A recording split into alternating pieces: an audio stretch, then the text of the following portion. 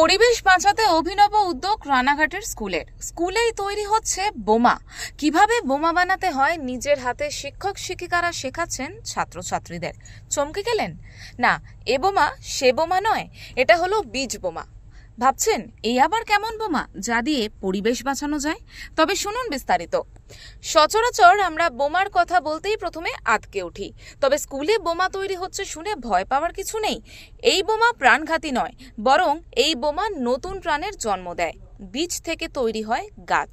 এই স্কুলেই তৈরি হয়েছে সিড ব্যাংক, সেখান থেকেই তৈরি হচ্ছে বীজ বোমা। নদিয়ার রানাঘাটের রামনগর এলাকার মিলনবাগান শিক্ষা নিকেতনের শিক্ষকদের উদ্যোগে স্কুলেই তৈরি করা হয়েছে সিড ব্যাংক বা বীজ সংরক্ষণ কেন্দ্র। জেলায় প্রথমবার এই স্কুলই নিয়েছে এমন অভিনব উদ্যোগ। স্কুলের ছাত্রছাত্রীরা খেলার মধ্যে দিয়ে বীজ বোমা প্রকৃতির কোলে ছড়িয়ে দিচ্ছে।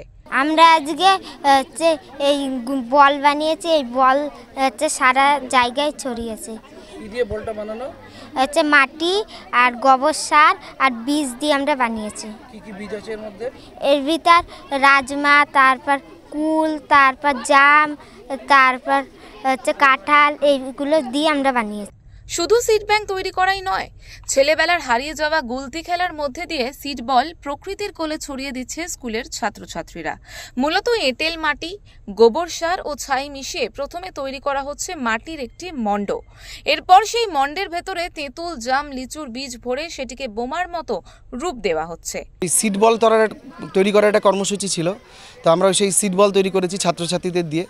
তা প্রত্যেকেই বলেছিলাম বাড়ি থেকে করে আসতে, আর আমরা এখানে একটা ওয়ার্কশপ মতন করেছিলাম, যেখানে কিনা ওরা নিজে হাতে কলমে ওই সিড বল তৈরি করেছিল। সিড বল অর্থাৎ ওই মাটি, গোবর সার, তারপর ছাই, এগুলো দিয়ে একটা মোয়া বা নাড়ুর মতন বানিয়ে এবার সিড, একটা করে সিড বা কোনো কোনো ক্ষেত্রে দুটো সিড ওর মধ্যে ভিতরে ঢুকিয়ে ওইটাকে আরও নাড়ুটা পরিষ্কার করে সুন্দর করে বানিয়ে এবং সেটাকে রেখে দেওয়া। এর ফলে কী হচ্ছে, আমাদের স্কুলে একটা বিপুল পরিমাণ সিড ব্যাংক তৈরি হলো, যেগুলো কিনা আমরা পরবর্তীতে এটাকে ব্যবহার করতে পারবো। পৃথিবী জুড়ে যেভাবে বৃক্ষচ্ছেদন হয়েছে বা আস্তে আস্তে ডিফরেস্টেশনের জন্য যেভাবে গাছ কমে যাচ্ছে, তো আমাদের আশু প্রয়োজন, বিশেষত আমাদের যারা আমরা মানে নতুন জেনারেশনের যা ছাত্রছাত্রী বা যারা নতুন ভবিষ্যতের নাগরিক হবে, তাদেরও দরকার যে পরিবেশকে বাঁচানো।